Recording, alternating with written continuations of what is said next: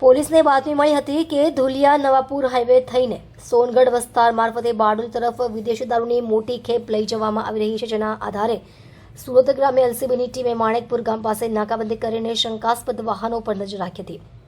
આ દરમિયાન રાજસ્થાન નંબર ધરાવતું એક ટાટા કન્ટેનર ટ્રેલર જોવા મળતા પોલીસે તેને રોકીને તલાશી લીધી હતી. દરમિયાન પોલીસને ટ્રેલરમાં ગુપ્ત ચોરખાનું બનાવવામાં આવ્યું હોવાનું જાણવા મળ્યું હતું. આ ચોરખાનામાં મોટા પ્રમાણમાં વિદેશી દારૂ પડેલો હોવાનું બહાર આવ્યું હતું.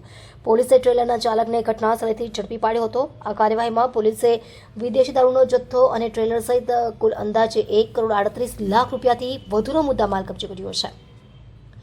પ્રાથમિક તપાસમાં સામે આવ્યું છે કે દારૂની આ ખેપ ગુજરાતના પડોશી રાજ્યોમાંથી લાવવામાં આવી રહી હતી અને તેને સુરત જિલ્લાના વિવિધ વિસ્તારોમાં પહોંચાડવાનું કાવતરું હતું.